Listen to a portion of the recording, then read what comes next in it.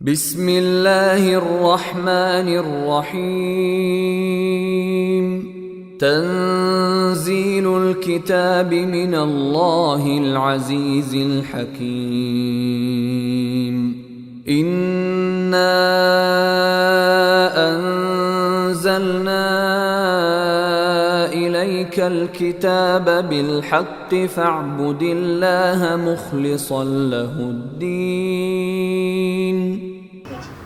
أعوذ بالله من الشيطان الرجيم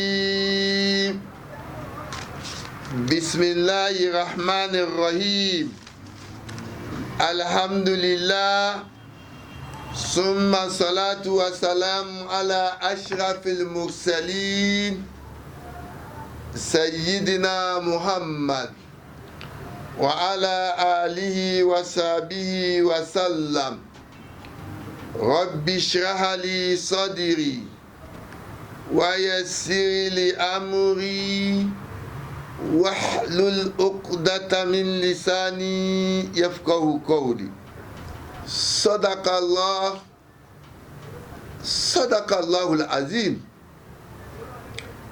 Chers croyantes et croyants en Allah, nous voici encore ce jour, samedi, le 14 décembre 2024, qui équivaut au 13 du mois de Sani, une fois encore avec notre essai d'interprétation des versets du Coran. Essai parce qu'Allah subhanahu wa ta'ala nous a dit dans le Saint-Coran: هو الذي أنزل عليك الكتاب منه آيات محكمات هن أم الكتاب وأخر متشابهات فأما الذين في قلوبهم زيغ فيتبعون ما تشابه منه ابتغاء الفتنة وابتغاء تأويله وما يعلم تأويله إلا الله. Allah dit oui, certes, c'est lui, Allah, qui a révélé le Coran avec des versets très clairs, mère des versets évidents, mais il y a des versets qui demandent les circonstances de révélation, mais ceux qui sont animés des intentions subjectives essaient de mettre les intentions, les sentiments dans les interprétations des versets. Et ceci, envie de créer ce que nous appelons le fitna, ou envie de créer des distorsions dans la compréhension des versets. Mais en dehors d'Allah, personne ne peut comprendre les versets du Coran. Le samedi passé, nous avons commencé une nouvelle sourate qui est sourate Zumar. Dans notre essai d'interprétation, nous avons dit que cette sourate a pris son nom du verset 71 et 72 dans lesquels Zumar a été apparu ou prononcé. Zumar qui veut dire groupe est révélé avant la migration à Abash. Dans cette sourate, le croyant a été conseillé que si un endroit vous est restreint pour adorer Dieu, la terre d'Allah est vaste. Nous avons pris l'exemple des habitants de la caverne au temps d'Ira de Dakianous qui obligeait les gens à adorer son idole, et un groupe d'individus, des jeunes qui se sont retirés pour aller adorer leur Seigneur. Au cours de notre interprétation, nous avons dit que le Coran a été révélé sur Lawhul Mahfouz, qui est un livre de science à la maison de grandeur dans les cieux de la terre, et révélé selon les besoins au prophète Mohammed à travers l'ange Jibril. Et c'est pourquoi nous disons que le Coran est la parole d'Allah et non celle du prophète Mohammed. Allah met toujours sa parole dans sa bouche et il commence par Bismillahirrahmanirrahim. Dans cette sourate, nous avons parlé de la purification que représente le Coran.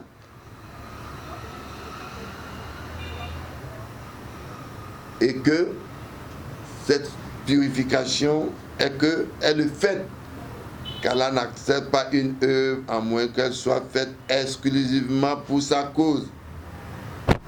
Dans notre essai, nous avons dit que le Coran refute le fait de dire qu'Allah a engendré, car la procréation est un acte animal.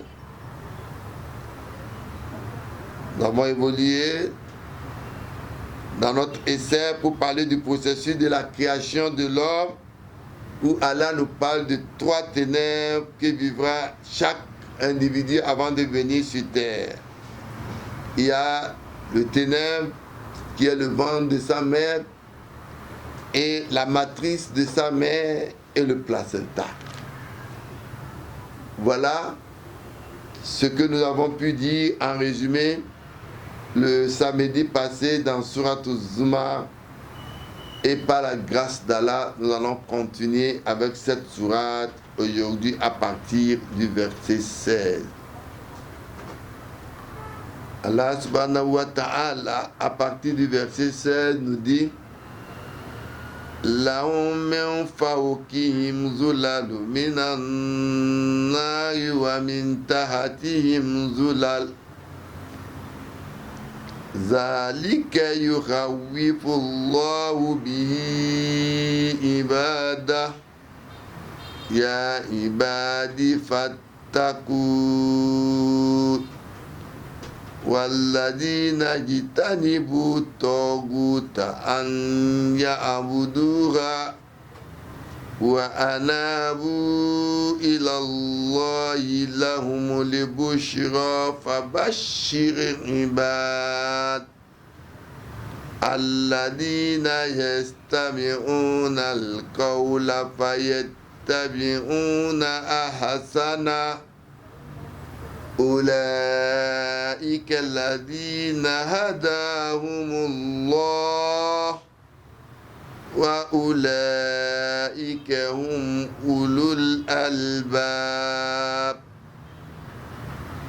أفمن حق عليه كلمة العذاب أفأنت تنقذ من في النار لكن الذين تقوا ربهم لهم غرف من فوقها غرف مبنية تجري من تحتها الأنهار وعد الله لا يخلف الله الميعاد.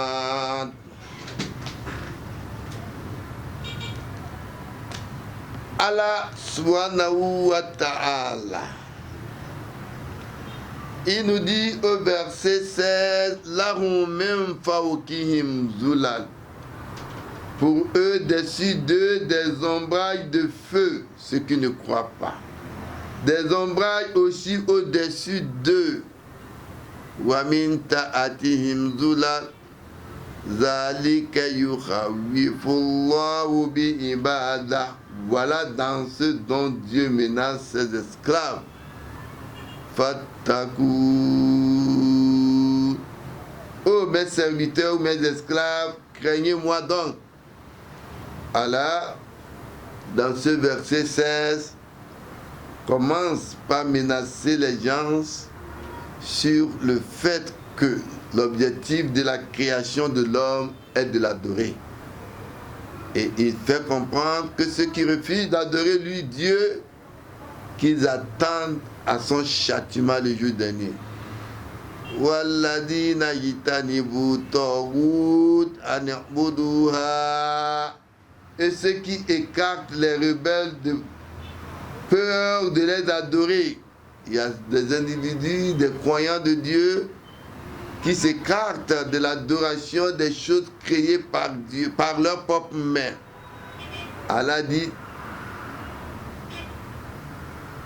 wa anabu ila Allahi lahumul bushra fabashir ibad, et qu'ils s'inclinent vers Dieu, à eux la bonne nouvelle, annonce bonne nouvelle donc à mes serviteurs. Quelle est la bonne nouvelle qu'Allah dit de leur donner? C'est que le jour de récompense ou le jour de résurrection, ils se trouveront dans un état de fierté où Allah subhanahu wa ta'ala leur fera tout honneur et ils auront tout ce qu'ils ont ou qu'ils auraient besoin. Allah continue par c'est des gens qui prêtent l'oreille à la parole puis suivent le meilleur d'elle. Ils suivent le meilleur de la parole d'Allah. Allah dit Ulaika alladhina hadahumullah. C'est eux que Dieu a guidés. Allah dit celui qu'Allah veut ou bien celui qui veut être guidé, Allah le guide dans la voie. Allah dit wa ulaika ulul albab, et c'est eux les doués d'intelligence. L'intelligence que Dieu a donnée aux hommes s'utilise de plusieurs manières. Certains prennent leur intelligence pour créer, pour corrompre la terre, mais d'autres prennent leur intelligence pour faire du bien et recommander ce que Dieu veut pour qu'il ait la paix sur terre. Elle a dit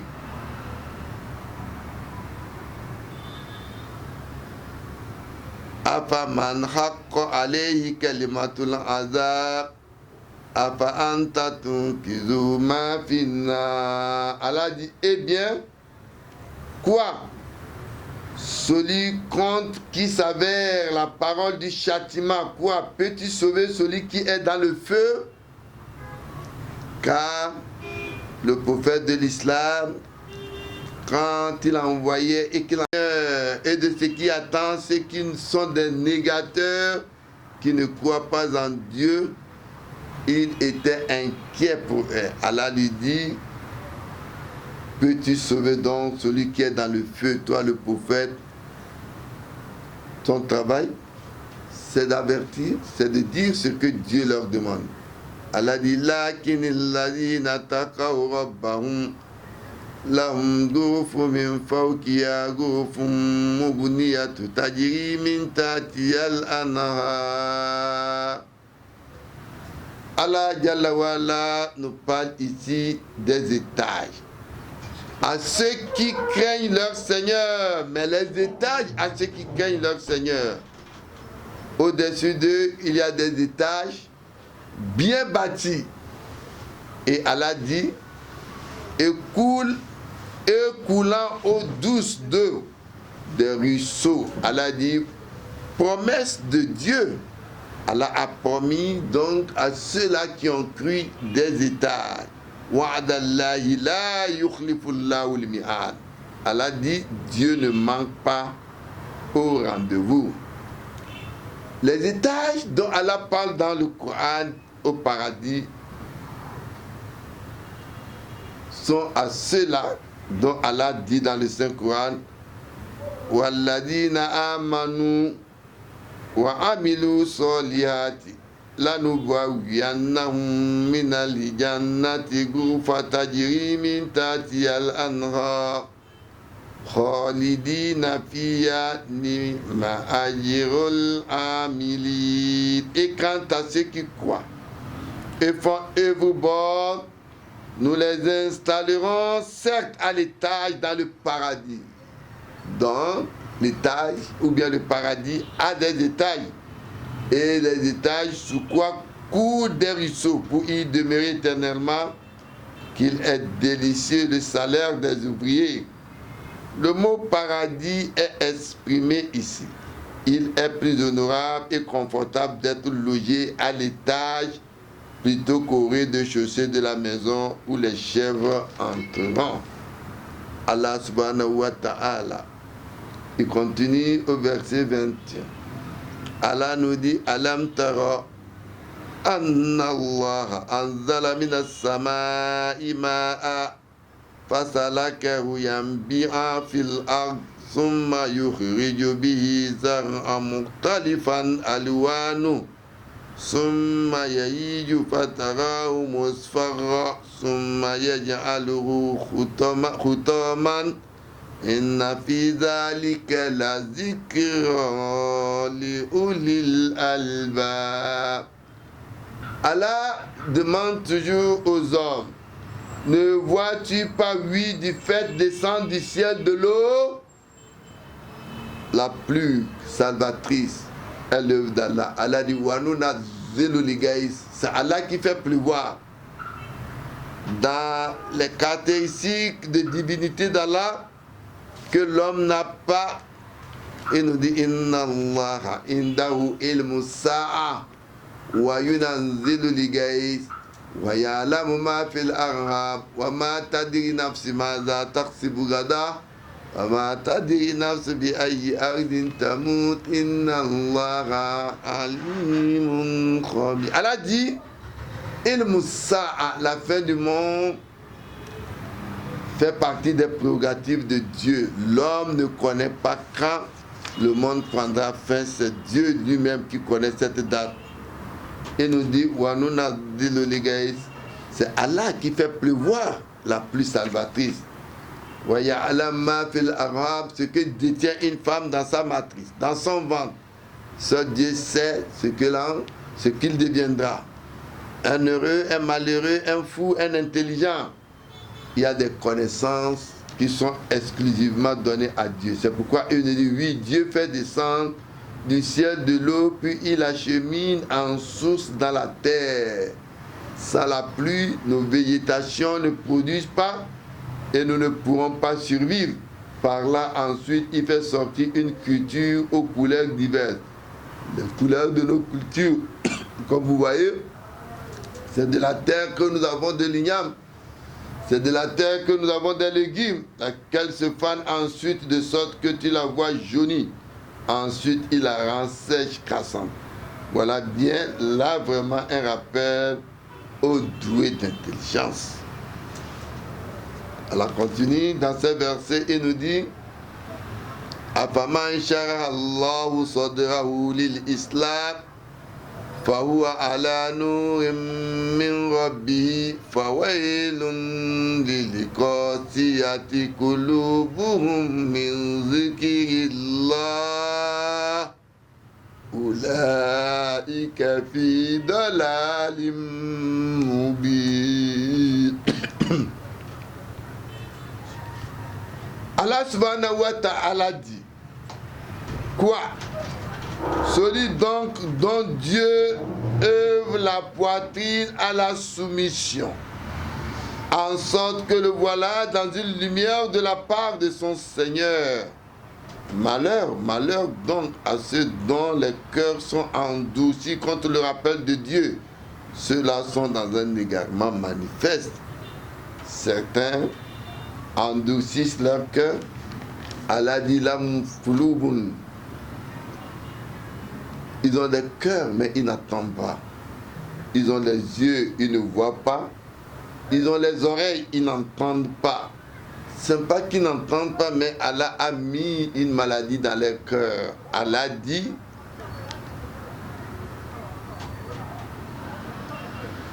que ceux-là qui ne croient pas en Dieu, fi qulubihim marad.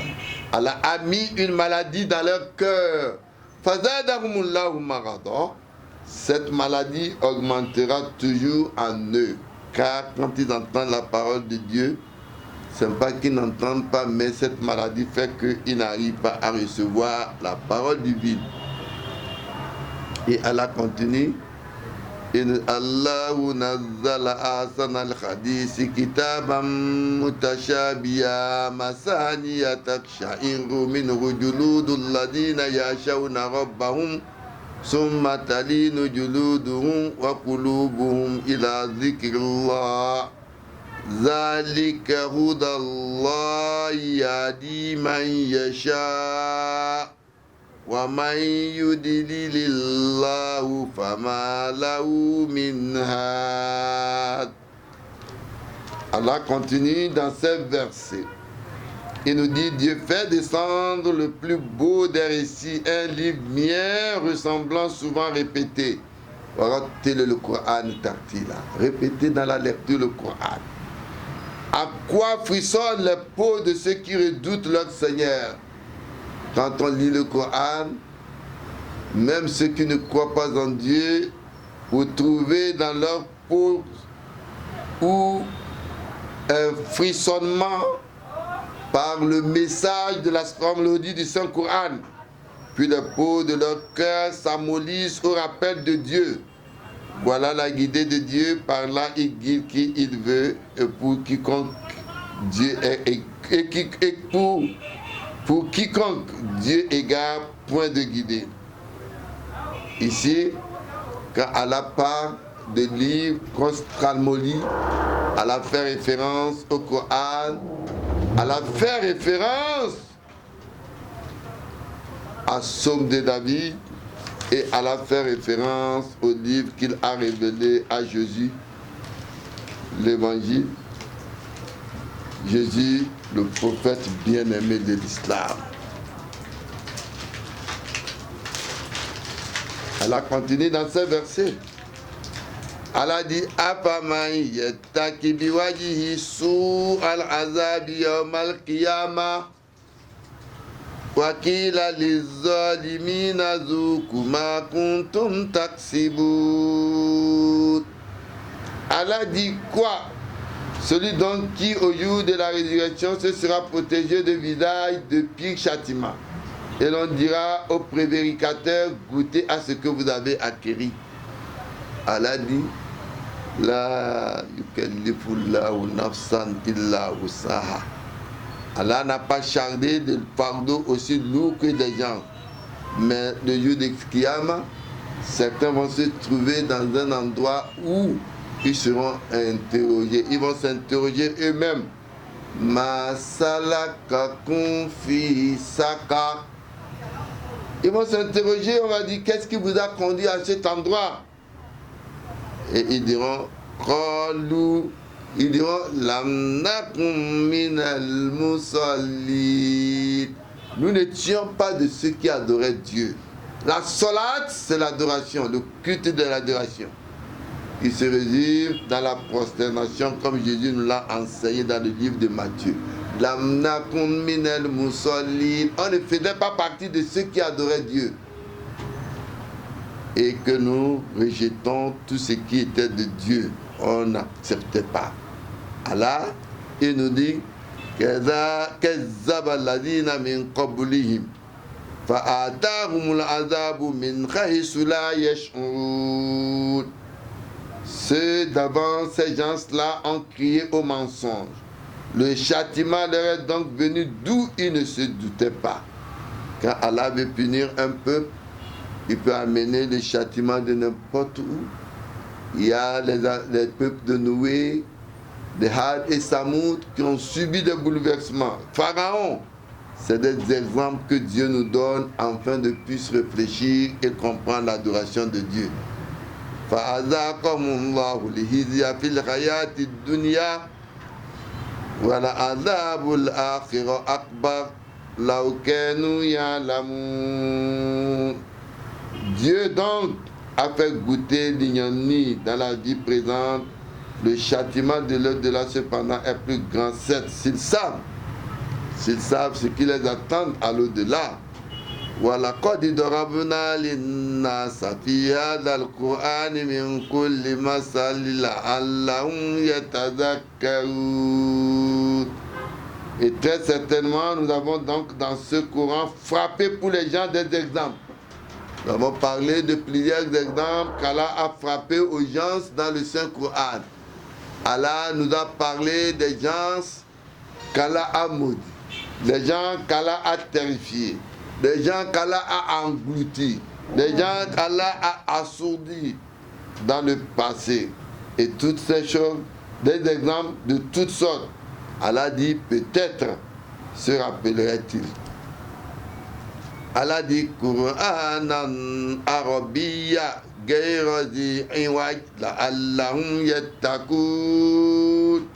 Une lecture en arabe. Le Coran a été révélé dans la langue arabe. Allah dit une lecture en arabe. Dénué de tortuosité. Allah dit Afala yatadabbaruna al-Qur'an. N'allez-vous donc pas réfléchir sur ce que c'est que le Coran? Walau kana min indi ghayrillah. S'il n'était pas donc un livre révélé d'Allah, vous aurez vu beaucoup de tortuosité, de contradictions. C'est un livre qui est lu, une lecture en arabe. D'abord, la langue arabe est une langue très riche de par son alphabet, qui dépasse l'alphabet des langues que nous avons en français ou en anglais. Et avec un arabe, on dérive beaucoup de choses, un adjectif, un nom, un pronom, etc. Et le fait de mal placer les mots change le sens, parce que c'est une langue très riche. Quand vous dites Inna Allah wa malaikatahu yusalluna ala nabi, et quelqu'un dit yasilluna ala nabi, en écriture ça se ressemble, mais le sens diffère. Allah dit peut-être se comporterait en piété s'ils comprennent la richesse et la valeur du Saint-Coran. Allah continue et nous dit Daraballahu masala rajulan fihi shuraka mutashakisuna wa rajulan salaman lirrajul al yastawiyani masala alhamdulillah bal aksaruhum la ya'lamun. Dieu continue, il dit Dieu a frappé l'exemple d'un homme qui a chez lui des associés qui se chamalaient, des associés qui se chamaillent, pardon, et d'un homme qui passe pour lui-même content avec un autre, d'un négoce à crédit. Quoi, les deux sont-ils égaux dans l'exemple? Non. Dieu merci, mais la plupart d'entre eux ne savent pas. Ici, le croyant, lui, il passe lui-même un contrat avec Dieu. Il fait un contrat avec Dieu en prenant l'engagement avec Dieu, ne rien adorer en dehors de Dieu. C'est du négoce. Il prend un engagement d'un négoce à crédit. Est-ce qu'on peut prendre ce dernier avec égalité, en égalité avec les autres qui ont pris d'autres divinités? Tantôt c'est le dieu du soleil, c'est le dieu de la lune, tantôt c'est l'idole. Innal ladina yatluna kitab Allah wa aqamu s-salah wa anfaqu mimma razaqnahum sirran wa alaniya yarjuna tijaratan lan tabur, dit le Coran. Oui, ceux qui récitent le livre de Dieu et qui établissent l'office et font largesse. À chaque fois qu'Allah parle d'établissement de l'office, c'est la prière, il va toujours faire mention de la zakat, de faire la largesse, en secret et en public, sur ce que nous leur avons attribué, espérant un commerce qui ne périra jamais. Ici, la différence dans le credo du polythéisme et de l'évangile de l'unicité de Dieu, de l'unité, explique par l'analogie de deux personnes. Une personne a plusieurs maîtres. Les maîtres ne sont pas d'accord entre eux. Le pauvre homme doit souffrir de leur querelle. C'est une position impossible et désobligeante. La seconde personne sert un seul maître. Son maître est bon et fait tout à son servant. Le servant prête attention à son service. Il est content et l'efficacité de son service performante. Y a-t-il donc de doute que qui des deux est le plus heureux et qui des deux est dans la meilleure position? Aucune personne ne peut servir deux maîtres à la fois.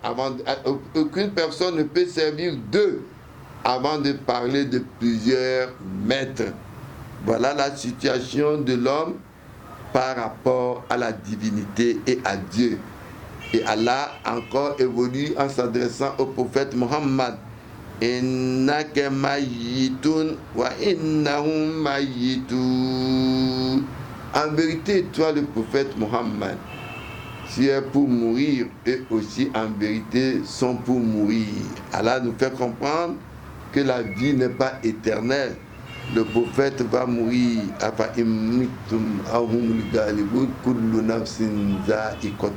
Dit Allah, il n'y a personne qui est appelé à vivre éternellement. Tout âme goûtera le fruit de la mort. Summa innakum yawmal qiyamati inda rabbikum tahtasimun. Allah dit ensuite au jour de la résurrection, oui, vous discuterez auprès de votre Seigneur. Allah dit Faman azlam mimman kadhaba ala Allahi aw kadhaba bisidqi idh ja'ahu alaysa fi jahannama maswa lil kafirin. Allah nous dit quel pire injuste donc que celui qui ment contre Allah et qui traite de mensonge la vérité quand elle lui vient. N'est-ce pas dans l'enfer qu'il y a un refuge pour les mécréants? Quelle offense peut-on imaginer plus rêner que plus que ça? Le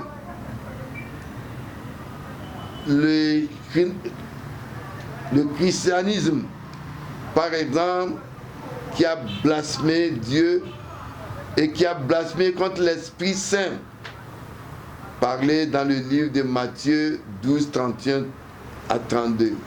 Écoutez ce qu'il dit. Voilà pourquoi je vous le déclare, tout péché, tout blasphème sera pardonné aux hommes, mais le blasphème contre l'Esprit ne sera pas pardonné. Et si quelqu'un dit une personne contre le Fils de l'homme, celui-ci sera pardonné. Mais s'il parle contre l'Esprit Saint, cela ne lui sera pas pardonné, ni en ce monde, ni dans le monde à venir. Voilà ce que nous lisons dans Matthieu 12, 31 à 32, dans la Bible qui est contraire à la réalité divine. Allah Jalla wala, il continue son verset, il dit Walladhi ja'a bisidqi, et tandis que celui qui vient avec la vérité et celui qui la confirme, ceux-là sont des pieux. Il continue, dit Lahumma yasha'una inda rabbihim zalika jazaa'ul muhsinin. À eux tout ce qu'ils voudront auprès de leur Seigneur, c'est le salaire des bienfaisants. Et enfin Allah nous dit